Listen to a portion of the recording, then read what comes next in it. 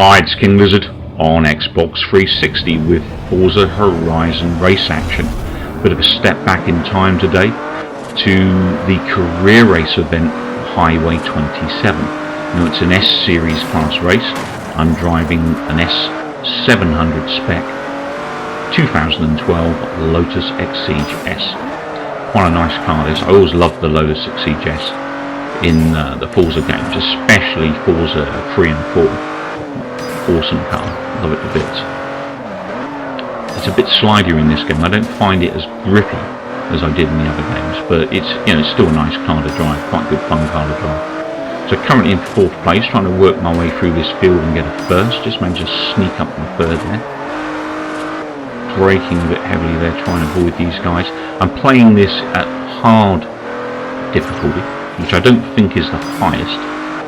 I suspect there's probably a pro mode. I've never looked, to be honest. I always found hard mode quite challenging.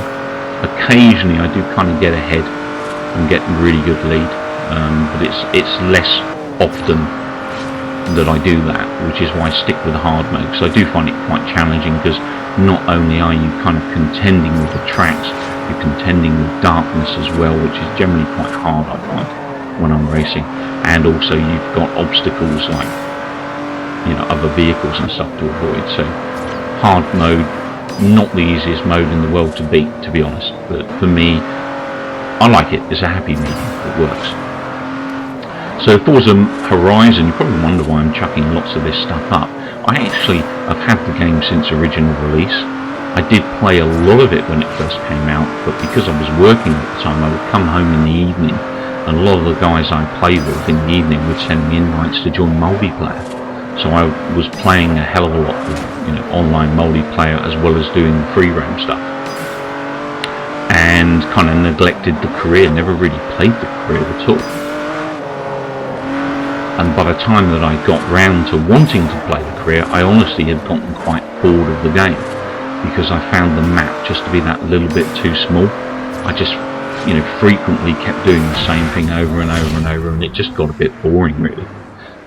Basically, I overplayed it online and didn't touch career.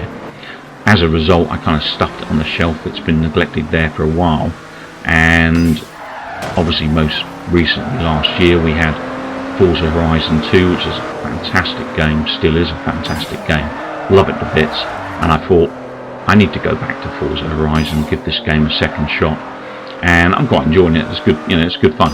I think the reality is I did play a hell of a lot of it. I kind of wore it out, and it's time to step back in now.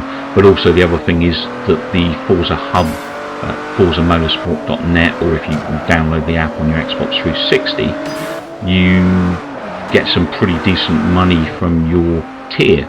And your tier is based around the various Forza games that you own, how many achievements you've acquired in those games, things like that. So I'm aiming for tier 8, which is the maximum tier at the moment. I have been the maximum tier for quite some time, which was tier 7, but they've introduced a new level at some point. I've obviously missed it, so I want to get that maxed out so that when Forza 6 comes out, I'll be raking in, I think, some in the region of 25 million payday in the first month, which would be pretty cool, because then I'll be able to buy lots of vehicles, tune them up and get them on the channel racing and stuff, so as well as some online, of course. So really looking forward to Forza 6 on September 10th. And if you are wondering why September 10th, it's because the ultimate version of the game, which is the most expensive version, no surprises there, has a release date of September 10th. You get 5-day early access from everyone else.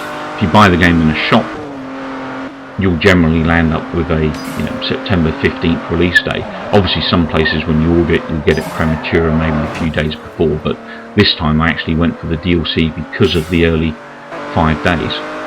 And in fact it was a bit of a bargain, because VIP and everything's thrown in at £82, so it probably saves about £20 in the long run. Anyway, race is pretty much over. I've got this one in the bag. I'll catch you guys soon. Please remember to rate and subscribe. Take care and keep watching.